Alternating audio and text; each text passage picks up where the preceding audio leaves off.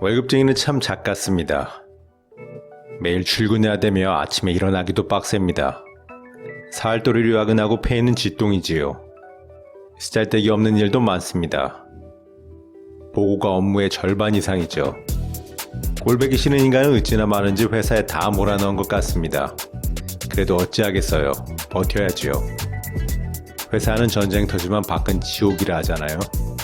매월 통장을 스쳐 지나가는 빛과 같은 존재인 월급이 나오는 한 쫓겨나기 전까지는 매달려 있는 것이 좋습니다. 자고로 월급쟁이는 매우 저평가되어 왔습니다.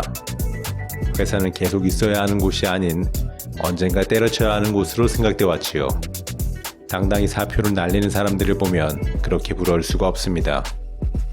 때려치는 사람의 상황이 하도 다양해서 각각의 심정을 헤아려 볼 수는 없지만 제3자 입장에서는 심지어 멋져 보이기까지도 합니다. 하루가 다르게 경제가 성장하고 기회가 넘실대는 시기라면 회사에 붙어있는 건 잘못된 선택까지는 아닐지라도 도전하면서 본인을 한 단계 더 업그레이드 시킬 수 있는 기회를 놓친다는 측면에서 볼 때는 아쉬운 선택이라고도 말할 수 있을 것 같습니다.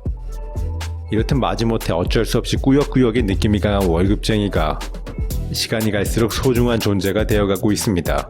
다 금리 덕분입니다. 금리는 80년대 초반 이후 주구장창 내리막길을 가고 있습니다. 오르락내리락은 있지만 추세는 완벽한 하향 추세입니다. 심지어 마이너스 금리까지도 언급되고 있습니다. 금리 수준에 영향을 미치는 요소는 매우 많은데요. 대표적으로 경제 성장률과 물가의 영향을 가장 많이 받는다고 할 수 있습니다. 경기가 좋으면 돈의 수요가 많아져 금리가 오르고 반대로 수요가 줄어들어 금리가 내립니다. 경제가 지금도 그지 같고 앞으로도 그지 같을 것 같아서 금리는 앞으로도 계속 내릴 것으로 보입니다.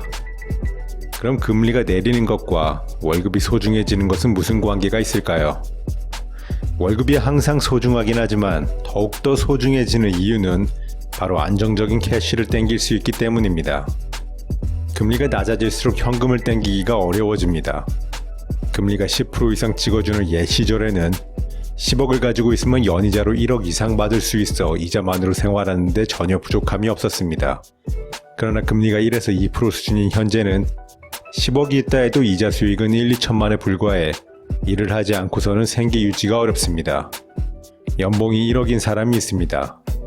이 양반의 목표는 30억 정도 되는 작은 빌딩 하나 사서 월세 받아 먹는 게 꿈입니다. 30억 빌딩의 수익률은 동네마다 다르지만 보통 3% 정도 될 겁니다. 30억의 3%는 9천만 원이네요. 물론 월급쟁이에 비할 수는 없지만 건물주도 마냥 놀고 먹는 땡보는 아닙니다. 모두가 고충은 있지요. 공실의 공포, 월세 떼먹는 세입자, 고장 부리는 세입자, 건물 관리 등등 나름 스트레스를 받는다고 합니다. 빌딩 가격이 오름으로써 기대할 수 있는 시세 차익과 월급쟁이의 스트레스를 제외하고 현금 흐름으로만 본다면 연봉 1억 버는 직장인은 굳이 30억짜리 빌딩 가지고 있는 건물주를 꿈꿀 이유는 없습니다. 금리가 10%일 때 연봉 5천만 원의 가치는 내가 은행에 얼마를 들고 있어야 연봉과 동일한 이자 수익을 얻을 수 있는지를 통해 대충 때려볼 수 있습니다. 5천만 원을 이자 소득으로 얻기 위해서는 금리 10% 기준 5억이 필요하네요. 마찬가지로 금리가 2%일 때는 무려 25억이 필요합니다. 금리에 따라 같은 5천만 원의 현금을 땡기는데 필요한 금액이 20억씩이나 차이가 나네요. 이를 다시 보면 금리 10%일 때 연봉 5천만 원은 5억의 가치를, 금리 2%일 때 연봉 5천만 원은 25억의 가치를 가진다 할 수 있습니다. 이렇게 생각하면 회사를 때려치기가 쉽지 않을 듯합니다. 참으로 우울한 일이 아닐 수 없습니다.